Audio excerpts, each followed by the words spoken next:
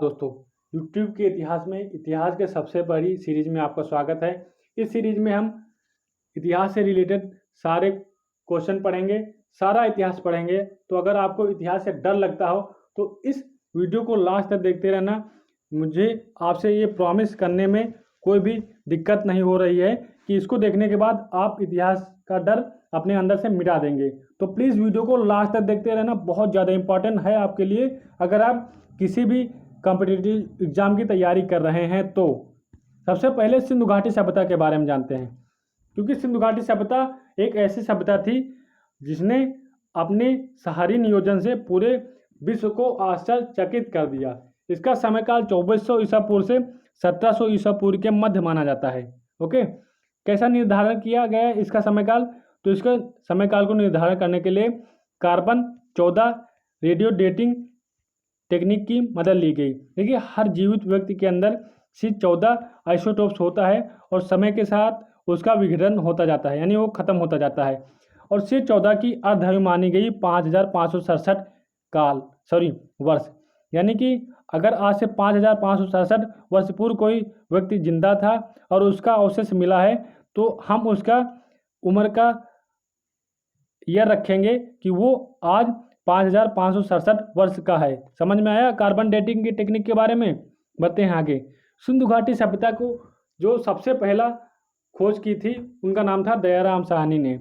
देखिए, दयाराम साहनी एक ऐसे वैज्ञानिक थे जिन्होंने सिंधु घाटी सभ्यता के स्थल हड़प्पा की खोज की थी। उसके बाद अन्य वैज्ञानिक आए और उन्होंने अन्य स्थलों को खोज की थी, लेकिन इसका आरंभ किया था दयाराम साहनी ने। मोहनजोदड़ो से विशाल जो इमारत मिलती है वो अन्नागार थी, यानी कि यहाँ पर कतारों में अन्नागार लगाया गया था जिसका यूज किया जाता था यहाँ की जनसंख्या का भरण पोषण करने के लिए। स्नानागार मिला, कहाँ पर मिला? मोहनजोदड़ो में। स्नानागार के बारे में मैं आपको यहाँ पर बता दे रहा हूँ। ऐसा चतुर्भुज आकार का स्नानागार होता था और इस स्नानागार में हर कोने पर नली लगी होती थी जिससे पानी बाहर निकल जाता था। ओके, इस स्नानागार के कक्ष में कपड़े बदलने के लिए अलग से व्यवस्था थी और पानी के लिए अलग से कुआं था जिससे पानी इस स्नानागार में आता था, और सीढ़ियाँ लगी होती थी जिससे ये लोग इस स्नानागार में स्नान करते थे। संभवतः ऐसा इतिहासकारों के द्वारा बताया गया है कि इसका यूज धार्मिक प्रयोजनों में इसका यूज होता था स्नानागार का। मोहनजोदड़ो से एक नर्तकी की कांस्य की मूर्ति प्राप्त हुई है, यानी इससे ये अर्थ मिलता है कि मोहनजोदड़ो वासी नाचने गाने में बहुत ज़्यादा दिलचस्पी रखते थे। हड़प्पा को जो सबसे ज़्यादा मोहरें मिली हैं उनमें एक संगी पशु का अंकन मिलता है। ओके, ऐसा पशु था, उसके 4 पैर थे और उसमें एक ही सींग होती थी, ऐसे। ओके, आगे देखिए, सिंधु घाटी सभ्यता की जो लिपि थी वो भाव चित्रात्मक थी, यानी कि इन लोगों ने, जैसे हम लोग मछली को मछली लिखते हैं हिंदी में और इंग्लिश में फिश लिखते हैं, तो ये लोग लिखते नहीं थे, ये लोग मछली के जगह पर मछली बना देते थे।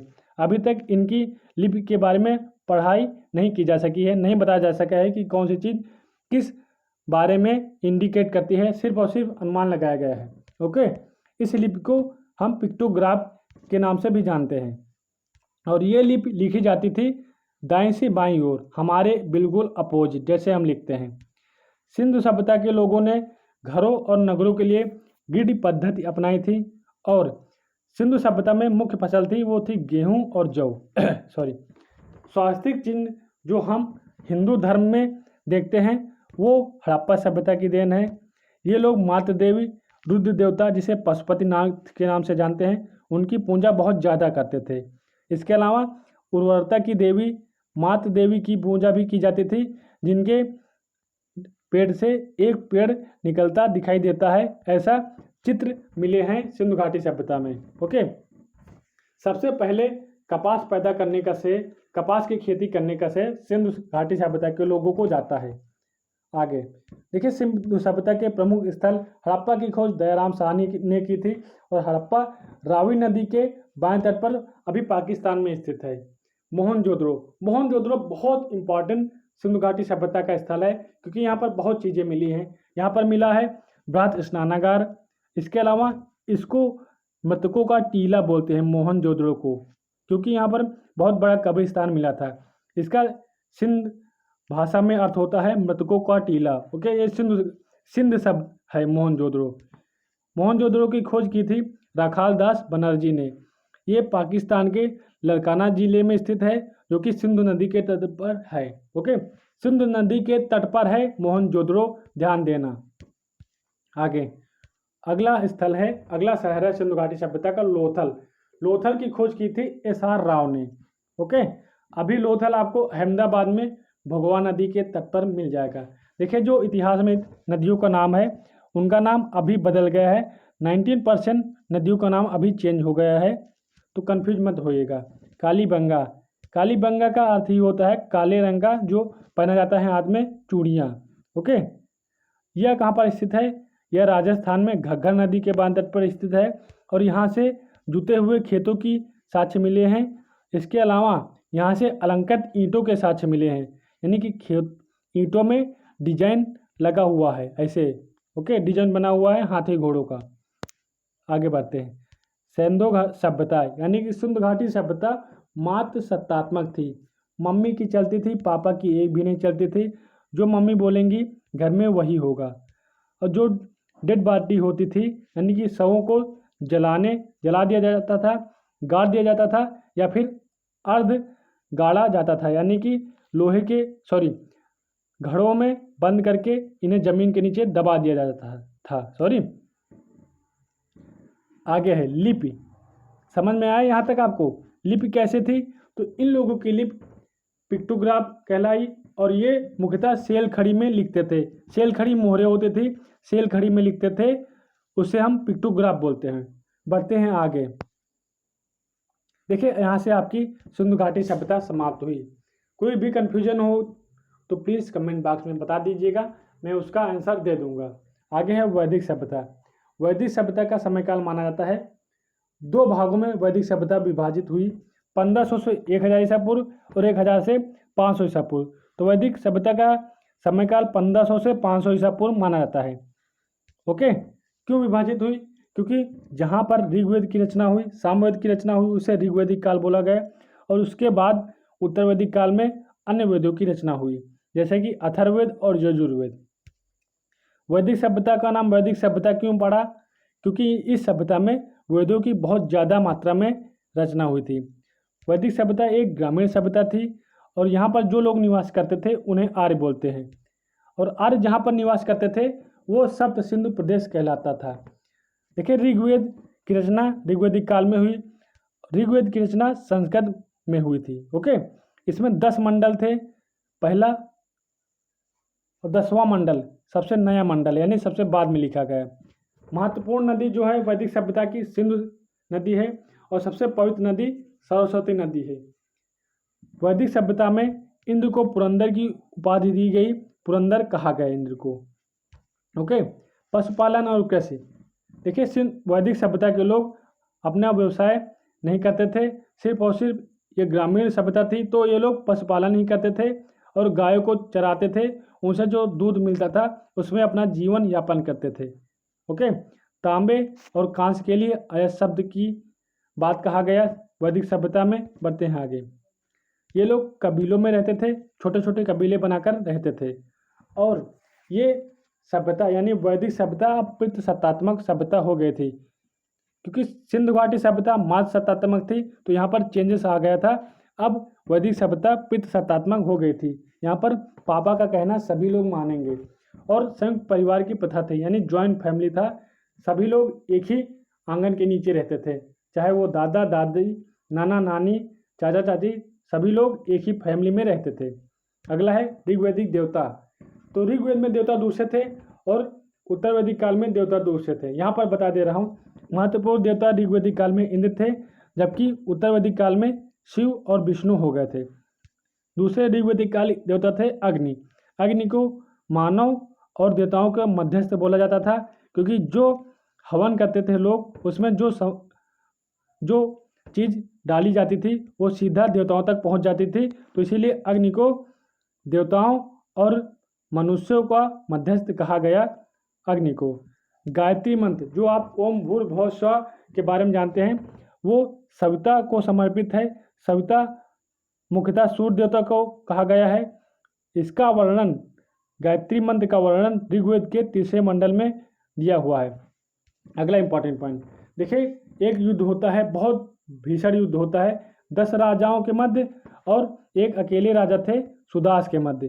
तो इस युद्ध का वर्णन हुआ है ऋग्वेद के 7वें मंडल में और ये युद्ध लड़ा गया था परशुड़ी या रावी नदी के तट पर। ओके, इसीलिए इस युद्ध को 10 राज का युद्ध बोलते हैं, क्योंकि इसमें 10 राजा एक तरफ थे और सुदास एक तरफ थे। ओके, अगला है ऋग्वेद के 10वें मंडल में पुरुष सूक्त में चतुर्वर्णों का उल्लेख मिलता है। चतुर्वर्ण कौन थे? ब्राह्मण, क्षत्रिय, वैश्य और शूद्र, इन्हें हम चतुर्वर्ण के नाम से जानते हैं। बढ़ते हैं आगे। वैदिक सभ्यता में जो स्त्रियां जीवन भर अविवाहित रहती थी, यानी शादी नहीं करती थी, उन्हें हम अवाजु बोलते हैं।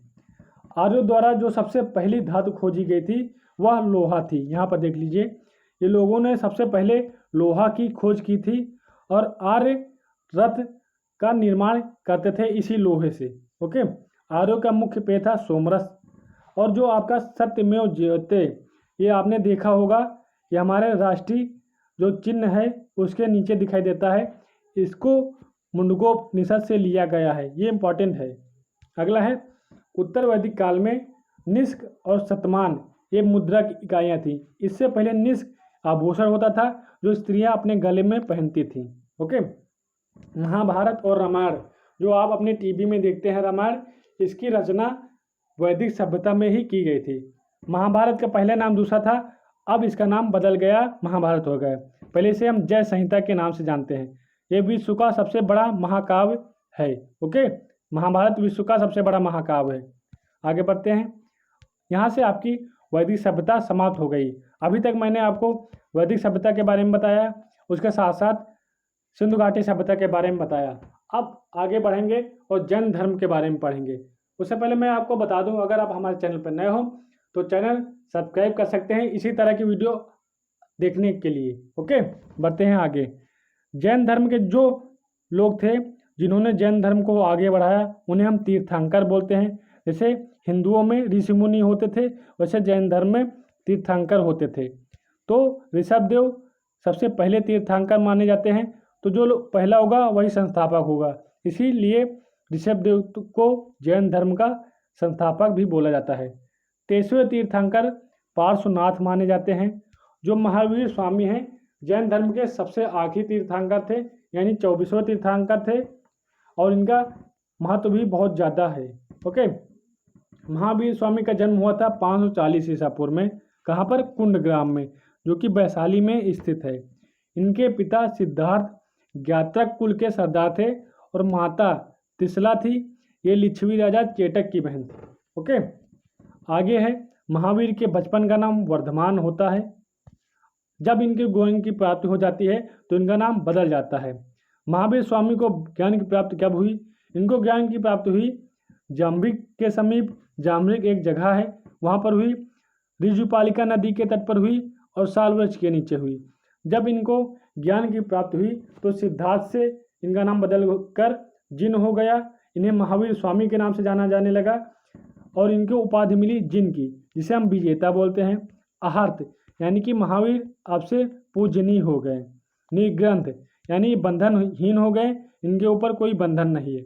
ओके, देखिए, सबसे पहले महावीर स्वामी ने ही कहा था महावीर स्वामी ने कहा था जो लोग जैन धर्म का पालन करते हैं वो नग्न यानी कि अपने शरीर पर कोई भी वस्त्र धारण न करें। सादे जीवन के बारे में महावीर स्वामी ने कहा था। लेकिन पार्श्वनाथ ने ये कहा था कि लोग अपने शरीर के ऊपरी भाग को और नीचे के भाग को ढक सकते हैं। उसके बाद में भी चेंजेस आए जैन धर्म में और ये 2 भागों में बंट गया। स्थूल भद्र कैसिस श्वेतांबर कहलाए, इन्होंने श्वेत वस्त्र धारण कर रखा था। और जो भद्र बाहु के शिष्य थे ये दिगंबर कहलाए। क्यों हुई ये घटना? इसके पीछे एक कारण है। देखिए, जब उत्तर भारत में बहुत ज़्यादा सूखा पड़ता है तो भद्रबाहु के नेतृत्व में कुछ जैन धर्म के अनुयायी दक्षिण चले जाते हैं और जब ये वापस आते हैं तो जैन धर्म 2 भागों में बंट जाता है। तो जो गए थे दक्षिण को उन्हें दिगंबर बोला गया। अगर दिगंबर का हम संधि विच्छेद करेंगे तो दिक् धन अंबर 2 भागों में टूट जाएगा, यानी कि दिशाएं ही हैं जिसका अंबर, यानी दिशाएं ही हैं जिसका वस्त्र, उसे हम दिगंबर बोलते हैं। ये लोग अपने शरीर में कोई भी वस्त्र नहीं धारण करते हैं, जबकि श्वेतांबर लोग अपने शरीर में सफ़ेद कलर का वस्त्र धारण करते हैं। तो जो लोग आपको दिखाई पड़ जाएं सफ़ेद वस्त्र धारण किए, वो श्वेतांबर पंथ के अनुयायी हैं, जैन धर्म के हैं।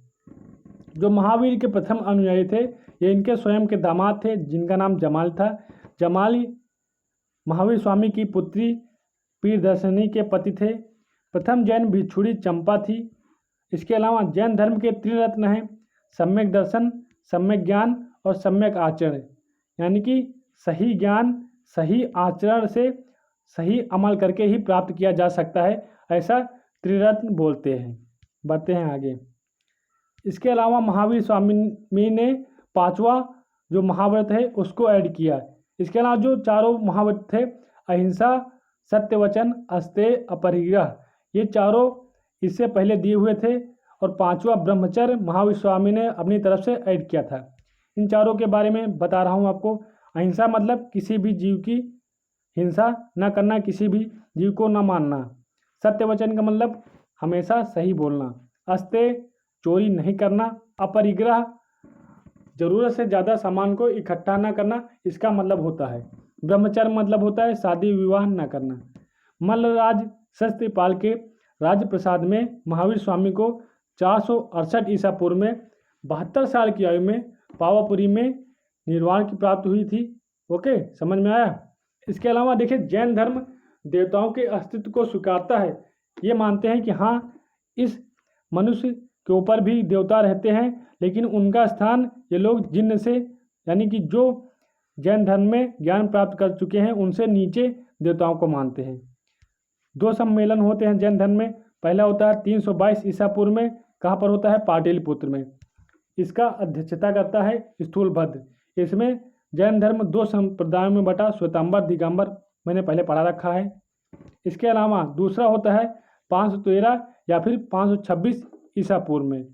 ओके, इसके बारे में कोई कंफर्म डेट नहीं है, इसलिए इसे 2 भागों में बांट दिया गया, 513 या फिर 526।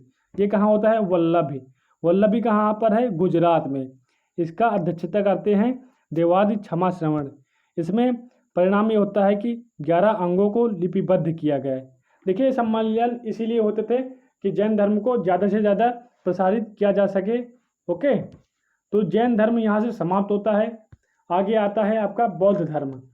प्लीज़ वीडियो स्किप मत करना, बहुत ज़्यादा इंपॉर्टेंट पॉइंट बताने वाला हूँ। बौद्ध धर्म के जो संस्थापक थे वो गौतम बुद्ध थे। बुद्ध का जन्म कब हुआ था? इनका जन्म हुआ था 563 ईसा पूर्व में। गौतम बुद्ध के बचपन का नाम था सिद्धार्थ, और इनके पुत्र एक था, उसका नाम था राहुल। यानी कि जो बुद्ध थे ये शादीशुदा थे, और 29 वर्ष की आयु में इन्होंने ग्रह त्याग दिया था। ओके, इस घटना को बौद्ध धर्म में महाभिनिष्क्रमण कहा गया। बुद्ध के एक साथी थे जो इनके साथ जा रहे थे शहर की सैर करने। इन्हीं के कहने पर इनका मन विचलित हो गया महात्मा बुद्ध जी का, और इन्होंने ग्रह त्याग दिया। तो क्या होता है, 29 साल में इन्होंने ग्रह त्याग दिया। इसके बाद 35 वर्ष की आयु में इन्हें ज्ञान की प्राप्ति हुई। कहाँ पर हुई? निरंजना या फिर फाल्गु नदी के तट पर पीपल वृक्ष के नीचे सिद्धार्थ को ज्ञान की प्राप्ति हुई। और ज्ञान की प्राप्ति के बाद सिद्धार्थ का नाम चेंज हो गया और ये बुद्ध कहलाने लगे। ओके, इससे पहले क्या होता है, जब ये ग्रह त्यागते हैं तो इन्होंने वैशाली के अलाराम से सांख्य दर्शन की शिक्षा भी ग्रहण की थी। बुद्ध ने जहाँ पर अपना पहला उपदेश दिया उसे सारनाथ के नाम से जानते हैं, और जो पहला उपदेश दिया उसे हम बौद्ध धर्म में धर्मचक्र प्रवर्तन के नाम से जानते हैं। बुद्ध ने अपने उपदेश पाली भाषा में दिए। ओके, आगे इंपॉर्टेंट पॉइंट यह है कि बुद्ध को 483 ईसा पूर्व में 80 वर्ष की अवस्था में कुशीनारा, ये देवरिया में पड़ता है, देवरिया उत्तर प्रदेश में है, चुंद द्वारा अर्पित भोजन ग्रहण करने के बाद महापरिनिर्वाण की प्राप्ति हुई थी महात्मा बुद्ध जी को। ओके, आगे है बौद्ध संघ में अगर आप इंटी लेंगे तो उसे हम बोलेंगे उपसंपदा। बुद्ध ने संसारिक दुखों के लिए 4 आर्य सत्य बताए थे। सबसे पहला है दुख, दूसरा है दुख समुदाय, तीसरा है दुख निरोध और चौथा है दुख निरोग गामिनी प्रतिपदा। ओके, देखिए बौद्ध धर्म के भी 3 रत्न हैं। पहला है बुद्ध, दूसरा है धम्म और तीसरा है संघ। धम्म के बारे में अशोक ने अपने 9वें शिलालेख में बहुत ब्रीफली में बताया है, तो उसके बारे में मैं आगे मौर्य वंश में आपको बताऊंगा कि धम्म क्या होता है। तो प्लीज़ अगर आप हमारे चैनल पर नए हो तो चैनल सब्सक्राइब कर लेना, ताकि इससे भी अच्छी वीडियो आपको पढ़ने को मिले। बढ़ते हैं आगे। देखिए बौद्ध धर्म में भी संगति होती हैं, सम्मेलन होता है, जिनका मेन मोटिव यही होता है कि बौद्ध धर्म को ज़्यादा से ज़्यादा प्रसारित किया जा सके। पहला कहाँ पर होता है? राजगृह में। इसकी अवधि यह 483 ईसा पूर्व में होता है, पहला सम्मेलन। और इसमें जो अध्यक्ष होते हैं, जो राजा होते हैं, उनका नाम होता है अजातशत्रु। ओके, अध्यक्ष होते हैं महाकश्यप। सूत्र पिटक को विनय पिटक से अलग किया गया। सूत्र का अर्थ होता है धर्मोपदेश, यानी सूत्र पिटक में धर्म के बारे में बताया गया है बौद्ध धर्म में। दूसरी होती है जो संगति, वो वैशाली में होती है। कब होती है? 383 ईसा पूर्व में। इसका राजा था कालाशोक और इसमें अध्यक्ष थे शुभकामी। बौद्ध संघ स्थाविर और महासांघिक में विभाजित हो जाता है। तीसरी बौद्ध संगति होती है पाटलिपुत्र में 250 ईसा पूर्व में। इसमें राजा थे अशोक और अध्यक्ष थे मोगलपुतिस्सु। अभिधम्म पिटक का संकलन होता है तृतीय बौद्ध संगति में। चतुर्थ और आखिरी बौद्ध संगति होती है कुंडलवन में। कुंडलवन कहाँ पर स्थित है? कश्मीर में। ओके, ये कब होती है? ये प्रथम शताब्दी में होती है। तो मैं आपको इनकी कालक्रम रटने का पॉइंट बता दे रहा हूँ। सबसे पहले 483 आप रटिएगा, उससे 100 साल पीछे आ जाइएगा 383, और 250 आपको याद हो जाएंगी, और जो सबसे लास्ट में होगी वो भी याद हो जाएंगी, क्योंकि वो पहली शताब्दी में ही हुई थी। ओके, इस समय राजा था चतुर्थ बौद्ध संगति के समय कनिष्क, अध्यक्ष था वासुमित्र। और इस समय क्या घटना घटित हुई? तो इस चतुर्थ बौद्ध संगति के बाद बौद्ध धर्म हीनयान और महायान में विभाजित हो गया था। इसके अलावा देखिए बौद्ध से धर्म से बहुत संबंधित इम्पोर्टेंट पॉइंट हैं, जैसे कि जब बुद्ध जी का जन्म होता है तो उनका प्रतीक था कमल। जब वो ग्रह त्याग देते हैं तो उसका प्रतीक होता है घोड़ा। जब महात्मा बुद्ध को ज्ञान की प्राप्ति होती है तो उसे हम पीपल से शो करते हैं। जब निर्वाण प्राप्त होता है महात्मा बुद्ध को तो उसे पद चिन्ह के रूप में शो करते हैं, उसका चिन्ह पद चिन्ह होता है। और जब महापरिनिर्वाण प्राप्त होता है महात्मा बुद्ध जी को तो उसे हम स्तूप के रूप में चिन्हित करते हैं। उसके अलावा एक इम्पॉर्टेंट पॉइंट ये है, जिस पीपल वृक्ष के नीचे बुद्ध जी को ज्ञान की प्राप्ति हुई थी, उस पीपल वृक्ष को एक गौड़ शासक थे जिनका नाम था शशांक, उन्होंने उस पीपल वृक्ष को कटवा दिया था।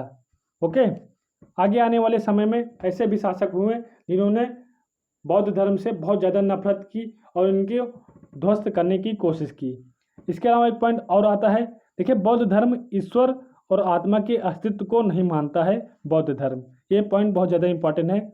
तो ये आपका था बौद्ध धर्म। इसके अलावा अष्टांगिक मार्ग के बारे में बताया गया है, ये कभी नहीं पूछे गए हैं, तो इसको आप देख लीजिएगा। इसके अलावा बुद्ध ने निर्वाण प्राप्ति के लिए 10 शीलों पर बल दिया है। तो ये हमारा था बौद्ध धर्म। इस वीडियो में मैंने आपको सिंधु घाटी सभ्यता से लेकर बौद्ध धर्म तक बताया।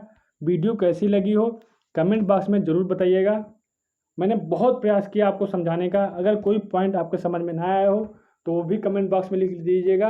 अगली वीडियो में मैं उसका सलूशन आपको दे दूँगा। तो प्लीज़ वीडियो को लाइक करना और नए हो तो चैनल सब्सक्राइब करना। Thank you very much.